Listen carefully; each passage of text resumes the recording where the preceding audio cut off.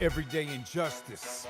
Too many wrongful convictions. Corruption has infected the criminal justice system, leaving too many people helpless, fighting for their lives. Instead of receiving justice, people suffer. Is that why they say justice is blind? Hello and welcome to the Everyday Injustice Podcast. I'm your host, David Greenwald. For the past 10 years, we've operated Vanguard Court Watches in California, including San Francisco, Sacramento, and Yolo counties. Our goal? Expose everyday court injustices, and now, more broadly, shine a spotlight on injustices in the entire criminal justice system, in the form of wrongful convictions, police and prosecutorial misconduct, and mass incarceration. This podcast hopes to take it a step further and highlight criminal justice reform on a national level. Everyday injustice.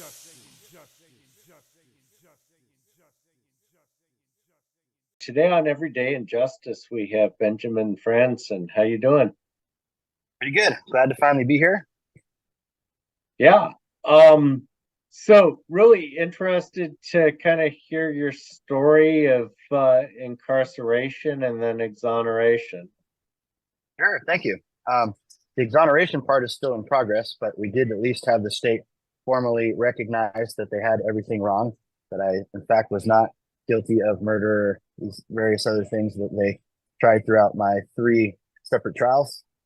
My case was overturned twice on appeal, and I had 3 different trials, 4 years apart, and they changed theories every time. And it wasn't until in 2021, I was technically let go by the parole board, although my appeals were all still active. They've ironed that out now. I'm no longer on parole or any of that.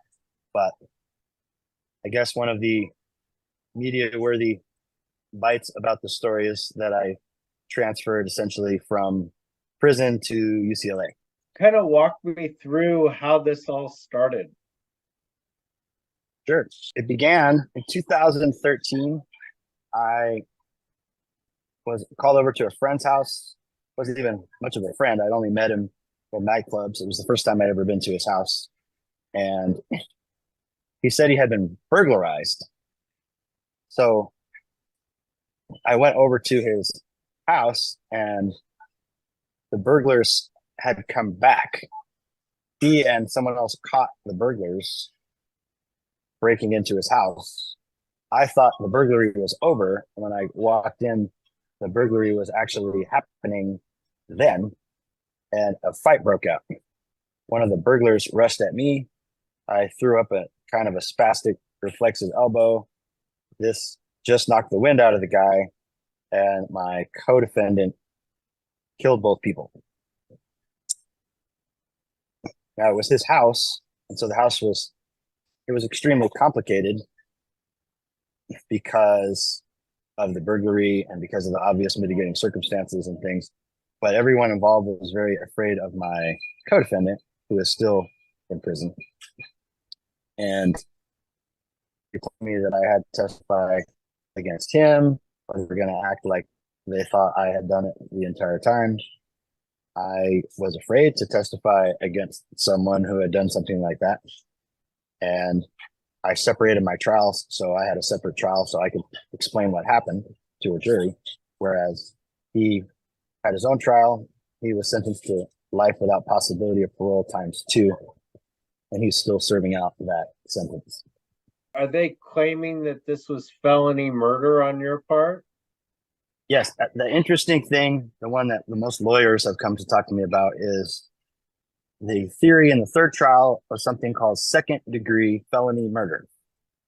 And an interesting Google is, if you Google, does second-degree felony murder exist in California?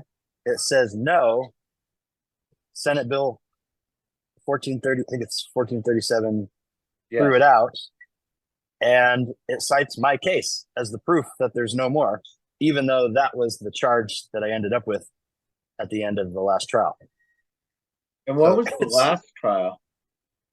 I was sentenced the last time in 2017. Okay. But I was finally given a federal appeal, and it's before Judge McDermott in the U.S. District Court now. They essentially admitted that they had it wrong, kind of shuffled me out the back door through parole, and I'm no longer on parole anymore because I've been doing my best. UCLA is a bit of a challenge because I have a lot of other things going on, but so far I only have one B. And what did they originally charge you with then? I was originally arrested by the FBI for kidnapping, but that was essentially that they didn't know specifically what had happened. And they were sort of clutching at straws because they just tried to look at cross state lines. One of the people had ties to Las Vegas. And so they tried to make, literally for once, a federal case out of it and could not. Then they dismissed it. The state picked it up and refiled. So my first trial was in 2005. I was convicted and sentenced to 2 counts of first-degree murder with no self-defense instructions or anything of any kind. The appellate court on direct appeal very quickly overturned it, and I was given a new trial. Sadly, I lost my grandparents right after that, but they left me their house, so I was able to sell the house to pay for real attorneys. For my second trial, I was convicted of involuntary manslaughter and second-degree murder, and then that case was overturned also a few years later on appeal because the judge kept committing instructional error. Same judge too. It's unusual to get any case overturned on appeal. Mine was overturned twice in the same judge's court, 4 years apart. Wow. That's pretty crazy. But yeah. why the prosecution focus on you? It seemed like it would have been a self-defense situation with a residential burglary. Yeah, it was a very bizarre situation because, I mean, legally, because the DA said that they offered a deal very early on if I would testify against him, and they thought it was some sort of misplaced loyalty, but I was actually just afraid of him for the sake of my family and other people. And it's easy to say that, well, the right thing is to do is to immediately alert the authorities and go to trial. But when you are fully aware that someone just killed 2 people for breaking into a house, that's not really the guy you're super excited about crossing in a very public fashion. So I was afraid, and I didn't testify against him. And they flat out told me, although not on the record, that because I didn't testify against him, they were going to try to give me the same thing they gave him, even though they knew it wasn't me. And so this guy acted improperly. It wasn't actual self-defense, is what you're telling me. Right. Well, I mean, he already. What's interesting is that, like, this is not one of those, DA exonerating 100% innocent things, because with time and, some research in the law, I discovered that there's a weird little gray area there. If someone breaks into your house and you catch them on your couch and then call the police immediately, then you've made a citizen's arrest. If someone's in your house, you catch them and they're on the couch and you spend 15 minutes trying to figure out what to do, at some point, the citizen's arrest can turn into a misdemeanor or false imprisonment. So the fight broke up during the misdemeanor false imprisonment, which muddied the waters for what was. Now, I would venture to say that even though the trial went on and I learned that my co-defendant was very likely a sociopath, I didn't know him that well, I still think that it was a bit of a stretch to call his fight with them a murder. But it was an incredible stretch to call it for me, because I didn't kill anyone. I had never been arrested. I was 29 when I got arrested. I had no frame of reference for any of these things. I had the criminal intelligence of a gnat. He put up his middle finger and said lawyer when he got interviewed, and I tried to explain everything that happened immediately, much to the chagrin of my defense attorneys. But the way the system is set up, it very much works against you if you try to honestly explain what happened. How long were you actually in custody? 18 years, 3 months. Wow. 2003, September 14th. I was released December 10, 2021. How did you end up getting out? Well, I was most immediately, the immediate proximate cause was the parole board. I was granted parole in 2019. The governor reversed Governor Newsom and sent it back to the parole board. I went to the parole board again in 2021, was granted parole again. And then he called for an en banc review, which means the whole board meets again to review everything to make sure there was nothing wrong with the previous decision. And all 3 times they found me suitable for parole, and I was released. Right after I was released, my appeal went through in the federal courts, and now they're making the final determinations on the appeal about what to actually call what happened. But they have at least agreed that there was no murder. Also, the felony murder bill passed in the middle of my appeal. So now they admit that my charge, second-degree felony murder, no longer exists. So the appellate courts are trying to figure out what that means under the law. It also creates a lot of weird questions, and attorneys are often contacting me to try to find out how it is I could have a conviction for something that no longer exists. And I have to explain that the appellate court is reviewing that now. But of course, my bigger focus now is, instead of battling the same questions over and over again, I've been trying to make some positive changes myself. So I started a nonprofit for people who are in some similar circumstances. I published quite a lot when I was inside. I was publishing in something called the Prison Journalism Project, or PJP. I had 3 pieces published while I was inside. Published quite a bit through PEN America and Columbia University. I believe Vanguard has run a couple of those stories, bits of memoir. And when did you decide to go to UCLA? Well, I wanted to go for much of my life. I was born at UCLA.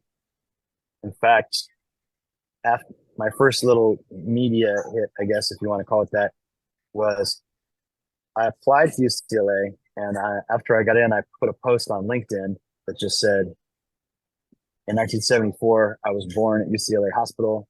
Last week, at the age of 48, I was accepted into UCLA. I'm living proof that it's never too late to start a second chapter. And I hashtagged second chances and UCLA without having any idea what a hashtag was. And it was maybe 2.5, 3 weeks later, a buddy of mine called and said, "Have you looked at the number of views on that post?" And I said, "I just found out what a post is. I don't know how to look at views on a post." He said, "Over 1 million people read that story." And I was stuck on stupid, saying, "Why?" He said, "I don't know. It looks like 50 people reshared it." So within a couple of weeks after that, the editor of UCLA Magazine called and asked if I would be willing to have them run a feature on it. They were doing a story called This Magic Moment, featuring myself and 7 other students to talk about the moment they got in to UCLA and what that was like. And he said he was going to have it ghostwritten, and one of the student journalists was going to write the story. And I was trying to get my mind around the idea of a 19 or 20-year-old journalism student writing about waxing reflective from their 40s about the time they fought the death penalty. And I was having a hard time getting my brain around it. So I offered to write it, and he said, no, it has to be a journalist. And I said, okay. But he also gave us the option of sending notes for clarity's sake. So my notes were a 320-word article, and I just sent it to him complete. He called me a couple of days later and says, "All right, smart Alec, I'm not touching it. I'm going to leave it as is." And so to my knowledge, I'm the only one of the 8 students featured in that This Magic Moment who actually wrote their own story. Interesting. So, since you brought it up, what is it like to face the death penalty? That is a very surreal experience, especially when I first got the paperwork. I was with my attorney, Sean Kennedy, who was the federal public defender for 10 years and is now the executive director at Loyola Law School. But Sean is drier than an Amish church service. He's just got this very dry, solemn vibe to him. And so when he first handed me the paper, I looked down and read aloud to myself, United States government versus Benjamin Frandsen. And then with my best attempt at a Monty Python accent, said, it hardly seems fair, does it? Nothing from this guy, just staring straight ahead. I said, well, I have to laugh or I'll cry because it just seems so crazy. But they were seeking the death penalty. My mother was writing a memoir about the story called Some Mother's Darling. And her chapters about that exact piece ended up winning her the Penn Emerging Voices Fellowship in 2005. She got an agent for the memoir. I've since been completing her memoir while at UCLA. But a line she wrote that stands out about your question is, she said, I was certain of only two things. My son would never murder anyone, and my country wanted to kill my child.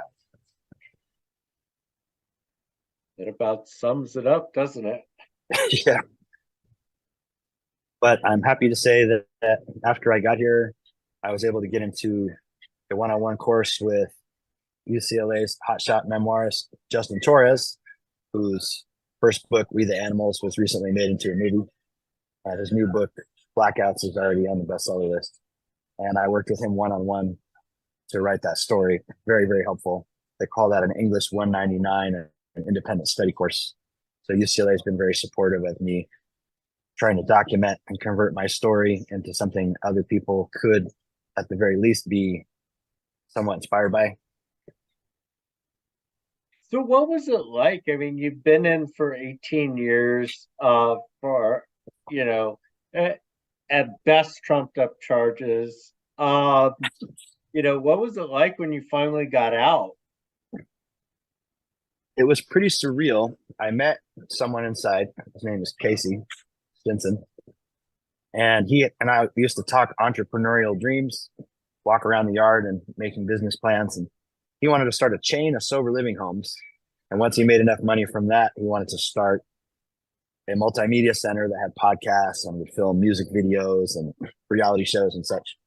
He was released in 2012. When I got out in 2021, he had 25 sober living homes, and his studio in Pasadena, the world famous Coin Academy, already had 9 different podcasts, a reality show, and a lot of sound engineers. So I was on his podcast called The Boy Macca Show, just talking about how we met and a little of my story. So I had only been out for 2 days at that point. And that shortly thereafter is when the LinkedIn post happened. So he called me and said, hey, I'm so sick of answering emails about your story. I'm just going to give your own show. So I went down to the studio, and I guess I was expecting some kind of basement setup, but it's a 2-story studio with a 30-foot high definition screen and the work. So I said, well, what kind of show is it? He said, it's like a podcast. And I said, oh, cool. What's a podcast? And he started laughing. He said, well, you might be the first guy on planet Earth to have a studio give them their own show and not know what the hell the show is, but never mind, you'll figure it out on the fly like you've been figuring out everything else. So he put me up in one of his decommissioned homes because he hadn't put anyone in it yet. So I went from living with 7 other people in a little tiny cell to living in a 5-bedroom house by myself. And I started writing with the podcast. So I'd only been out for a week, and I had my own show and was living in a big house. It was in South Central, but it was still a big house. And I had a lot of support. My dad's in Ventura. He's still alive, and he came down to visit me. The podcast has had some measure of success. So I started meeting a lot of people in social justice circles. I started getting into some of the college programs like Underground Scholars, Project Rebound at the Cal State schools, having some of those people on my show. I had some attorneys and various paroled lifers discussing what's been happening with them. And more recently in the last season, I've started including musical guests, the people who sing about some of those same social justice issues we talk about in the Vanguard. But I don't think my story is typical when it comes to coming out into a parole life because I had a place to live for free. And then I moved from there to UCLA.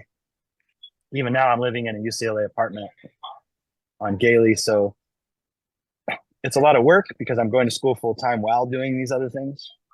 I started a nonprofit called benfreeproject.org that we are seeking to create education through music and poetry and pretty exciting stuff, but it's a lot of work. Yeah, it's definitely not the typical story you hear from somebody.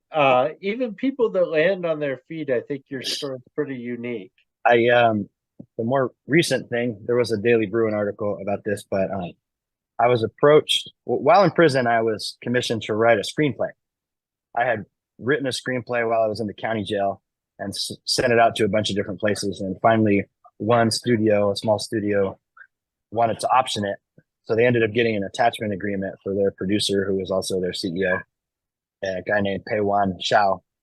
Well, this is kind of an interesting UCLA tie-in, but Zhao Yi is a man who's in China who was considered the father of modern wuxia novels. And he has 60 published titles in China, dozens of bestsellers. And he passed away a few years ago, but before he did, he made his son, Pei Huan, promise to find a way to bring his stories to the West. He also donated his father's entire library. So UCLA now has the Xiao Yi library with all of these wuxia novels and things as a part of it. And Peiwan started Immortal Studios, which is the first interconnected series of martial arts fantasy comics. And they're now have about 7 titles all mapped out. There's only one person who's ever been the editor-in-chief for both Marvel and DC. It's a man named Bob Harris, and he left DC to go to Immortal last year. And a few months ago, Peiwan approached me and asked me if I would be willing to write the next graphic novel series for Immortal Studios with the first Caucasian character.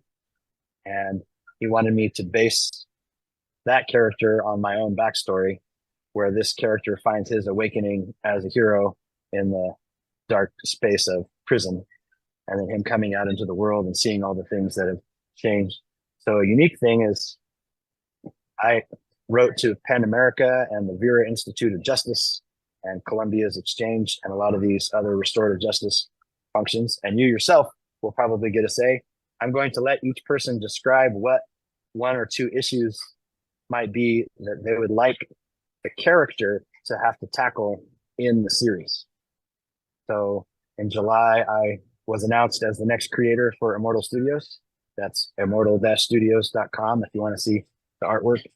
And I was on the writers panel for my first professional writers panel in July at San Diego Comic-Con. And I've had quite a few podcast interviews and things to talk about what that comic is going to be like.